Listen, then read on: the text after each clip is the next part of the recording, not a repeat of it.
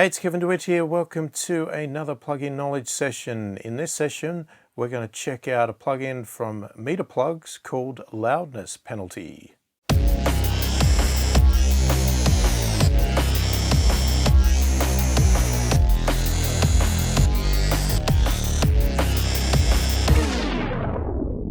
So if you're new to my channel and you're liking what you see, click the like button on the videos. Subscribe to the channel, click the notification bell so that you get access or notified of all my future videos as they come out. And I thank you for checking this video out. So MeterPlugs have come out with a new plugin called Loudness Penalty, and it is actually based on a website page called Loudness Penalty, funny enough, that was developed between MeterPlugs and a mastering engineer called Ian Shepherd.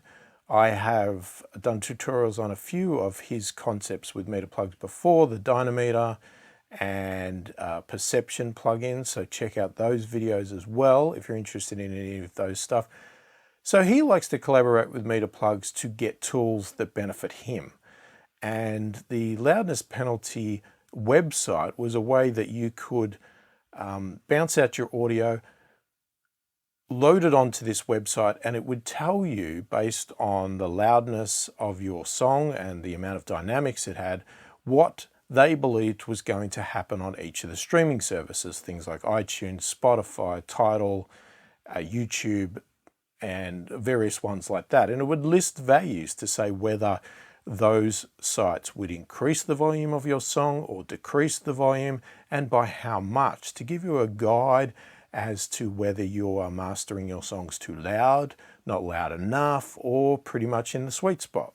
Now what they did was they then went and took it and created a plugin that you could put into your mixing software or your mastering software so that you can do it right in the session.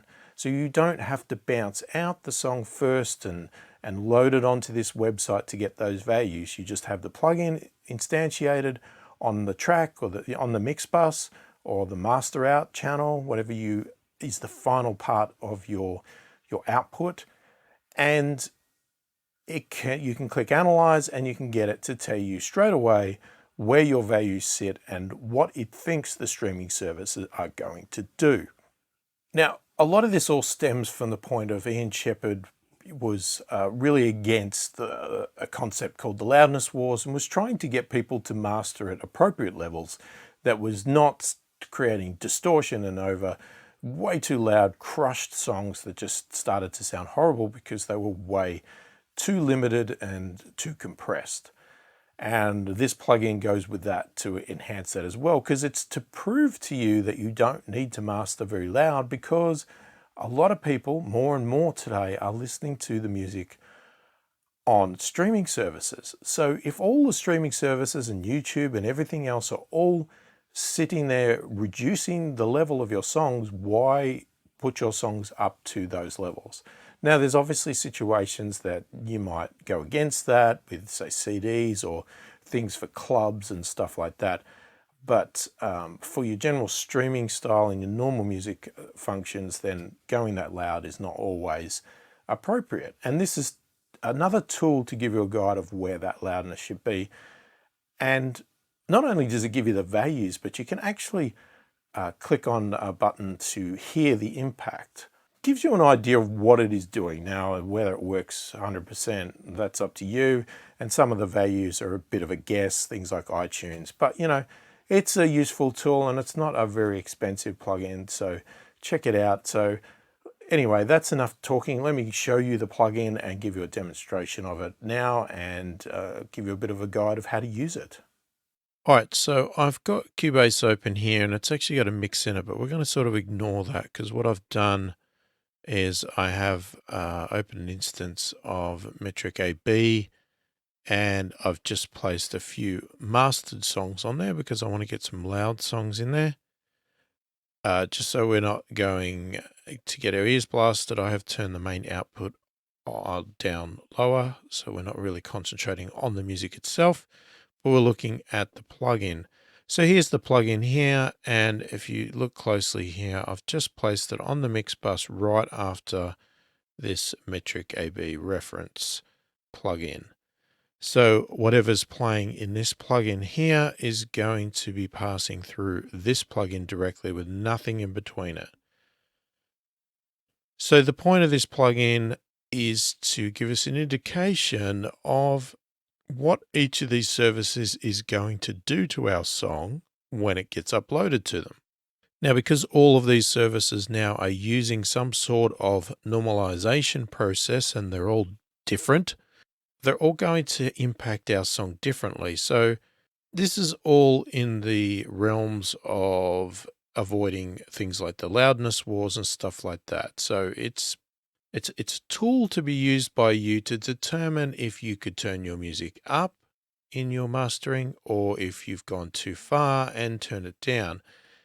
Now, you could obviously not turn it down and just leave it as is, but the point of this is it's going to show you what each of these services is going to do. So the louder your song is, the more they're going to bring the volume down, which could negatively impact your song, because if you have deliberately made your song really crushed, very little dynamics to get that loudness, and then they turn it down, your song is going to sound dull, flat, and potentially almost sound lower volume than anybody else's songs. And the opposite could happen as well. If you're finding that all of the numbers represented are in a positive, that means they're turning your song up.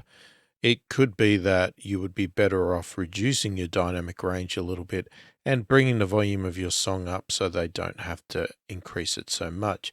Now, it's not a critical thing, but it obviously gives you an idea of where your song is sitting in the loudness scheme of things compared to these services. Now, you can totally ignore what the suggestions are, or you can follow along and try and get your songs in a spot where you're not needing to be turned up and you're not needing to be turned down at all or too much. Now, there's nothing wrong with being turned down a little bit. I think you'll find most songs probably will be turned down a little bit, but it's finding that right, nice, sweet spot where you're not one extreme to the other.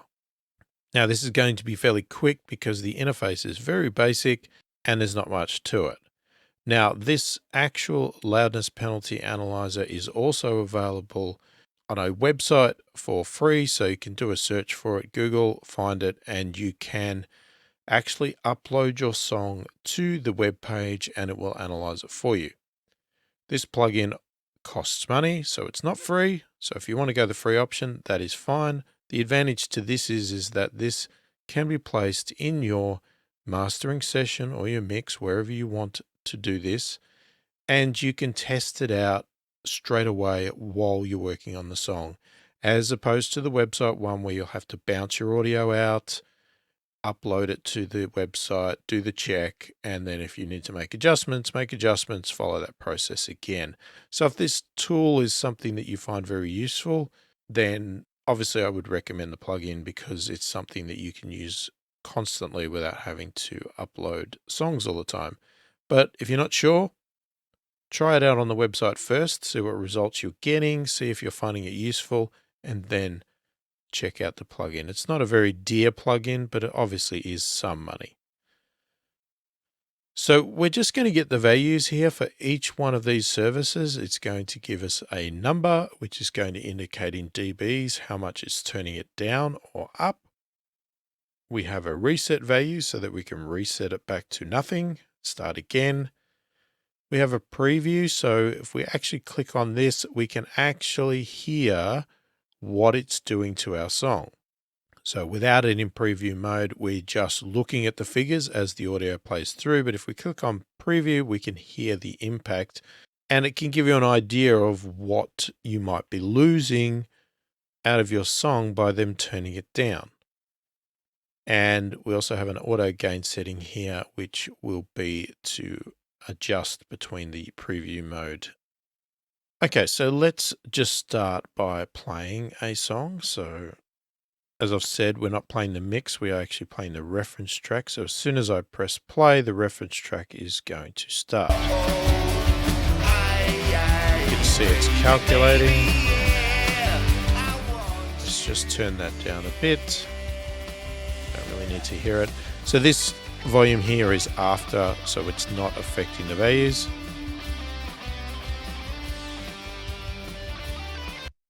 So we can see here instantly that YouTube is going to reduce the volume of this by minus 1.7, Spotify minus 3.1, TIDAL minus 3.6, Pandora minus 2.7, and iTunes minus 6.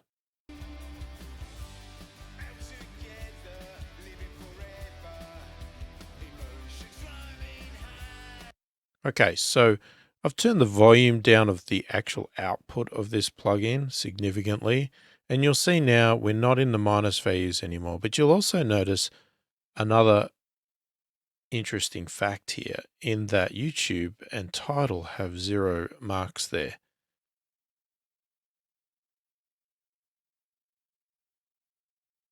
And each one of these items will give you a little pop-up here. So as in the case of YouTube, it says no change, 7.2 dB increase possible without penalty.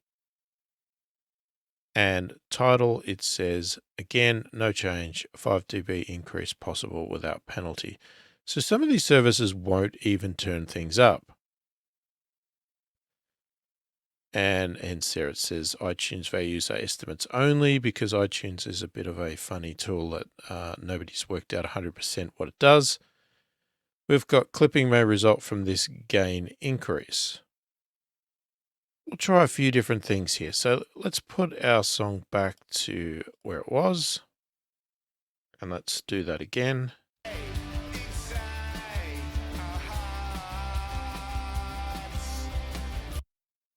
Okay, so if we get this to a point where we can hear it clearly, and then we'll put on preview and see what it does. You are golden, your beauty, shining brightly through your eyes. So instantly that's what they're doing. And you can actually click through each one.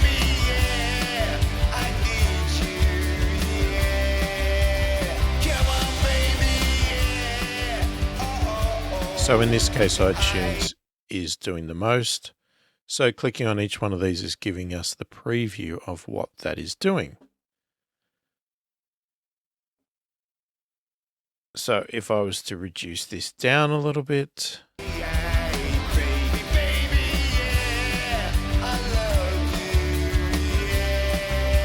Okay, so now we're getting some boosts.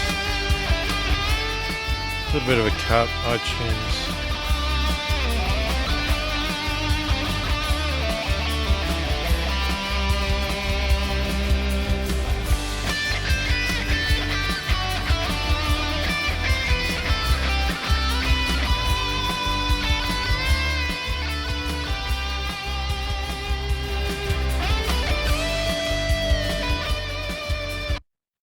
So you can see there, our song is going to come out louder in this case on YouTube than it is on iTunes.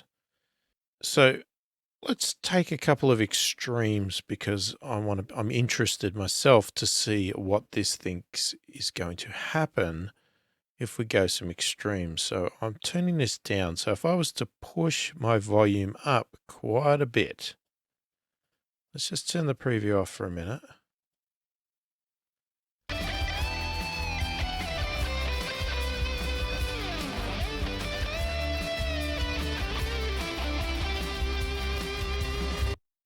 Now we are really crushing this and pushing it very loud. So we're getting a bit of distortion here, and let's actually hear what this is doing. And you can see here the extreme values that it wants to cut, you know, minus 12, minus 14.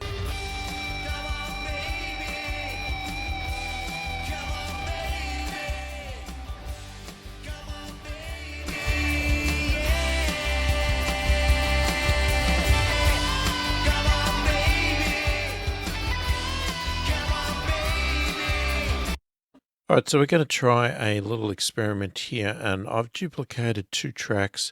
Both of them have the same song, the same plugin, and a copy of the loudness penalty analyzer. One of them I've got the song pushed up 10.4 dB. One of them I've got set -5 dB.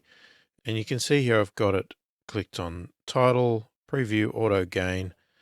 And one's going to pull it down -13.9 and one's pulling it down -0.7.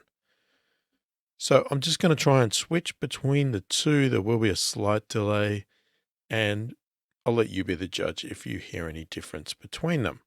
So for your reference here, when I'm clicking reference, one is this one here, which is the big cut because of the boost. And this one here, reference 1D, is the minimal cut because -5 dB.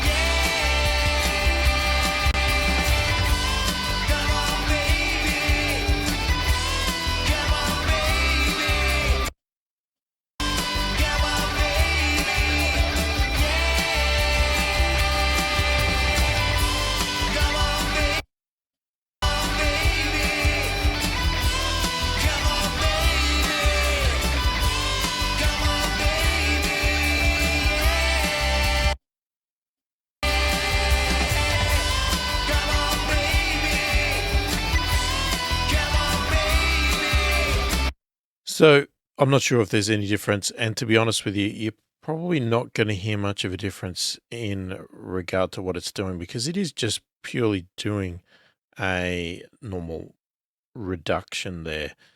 Really where the difference would come in is if I was pushing this harder into a limiter and they were coming out the same volume. So we could do that test.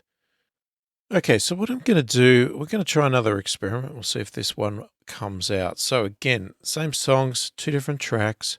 What I've done this time is I've actually placed a brick wall limiter after the reference plugin before the loudness penalty, because this is more than likely what you do in a mastering session.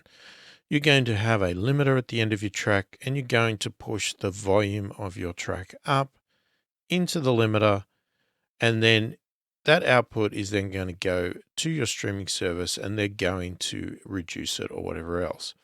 So I'm going to reset both of these values. I've gone to a little bit more conservative value here. So on this side, this reference here, D, these two plugins, I've got 0 gain. So this is at the level of the master track. This one here, I've pushed it up 5 dB into this limiter. So I'm going to crush it more, but not, well, it is a lot crushed, but not to the extreme I had it before, 10 dB. And we'll see what the values come up here. So at the moment, we're listening to this one just for the sake of what we're hearing, and we'll see what the values are, and we'll go through what these are all doing as we go as well. And I've got the ceiling set to -1, and as I said, it's a brick wall limiter set exactly the same.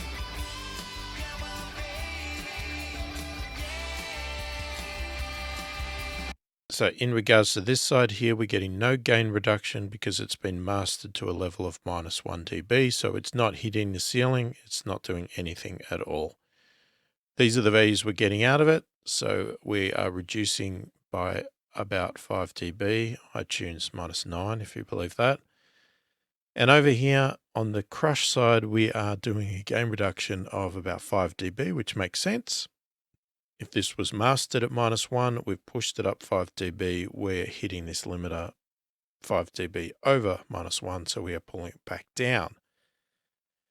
And we're getting slightly different values on the meter here, -6.9. So we're turning, it wants to turn it down even more. So let's make sure we click on the right one here. So now what we want to do is I want to preview them. We'll go into auto gain as well. And really we should hear no difference on this side other than the fact that we are hearing it reduced by this plugin.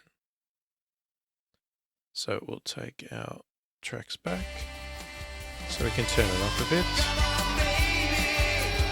So that's the clean side here.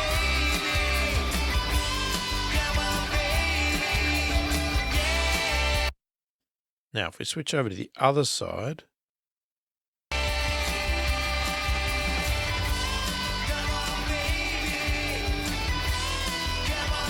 now, you can hear instantly there's a lot of distortion there because of this limiter. So even though the sound is basically presenting the same volume, this is obviously an extreme example here because I am distorting it quite a lot. But the point of the matter was to try and show you that pushing this track up louder and louder and louder to get it to be louder at the end of the day didn't help. So if we listen to our clean one, okay, it's been reduced by this much. Let's just take our track back. And now if we switch over to the other one,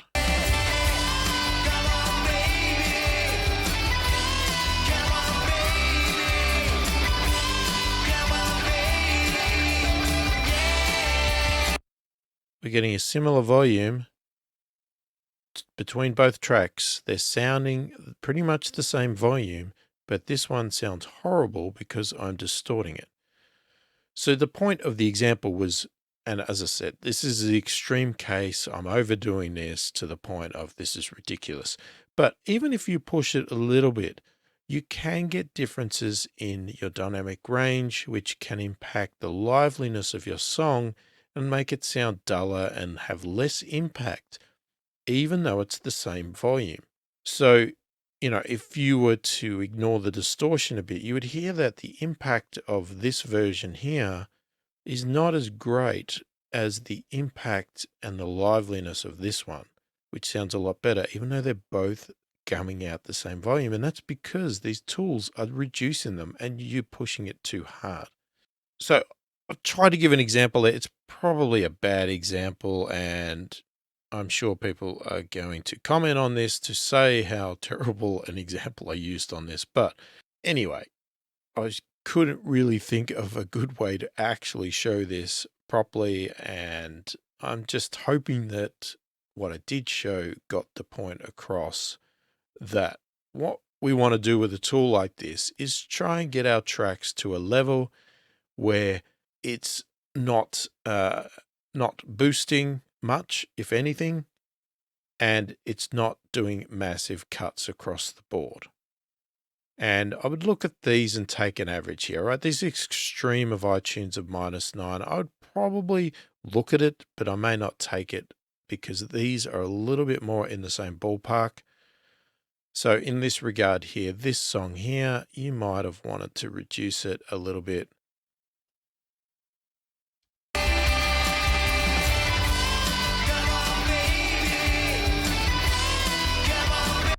So we're getting more into the realms of some acceptable, we weren't listening to the right one, but more acceptable levels.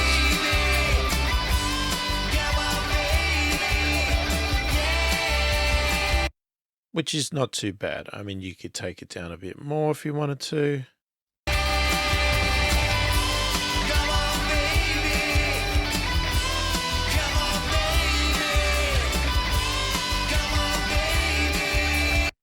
And in this regard here, very little cutting is happening and YouTube is not cutting at all. And if anything, it's indicating there you could go 0.5 dB up.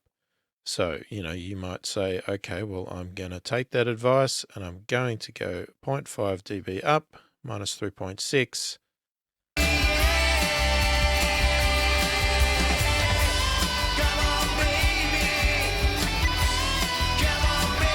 It's still saying we could go up a tiny bit.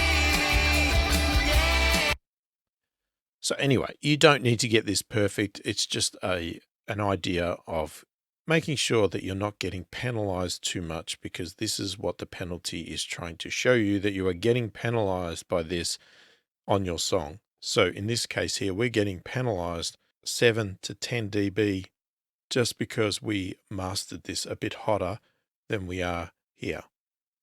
So there you go. There is the loudness penalty plugin from MeterPlugs and Ian Shepherd.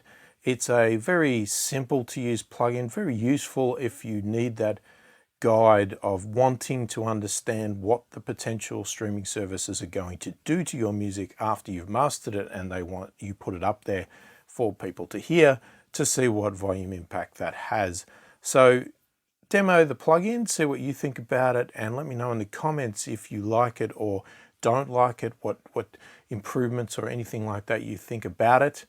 If you like the video, then click the thumbs up, subscribe to the channel, and click the notification bell to be notified of all my future videos as they come out. And I thank you for watching, and I will catch you in the next video.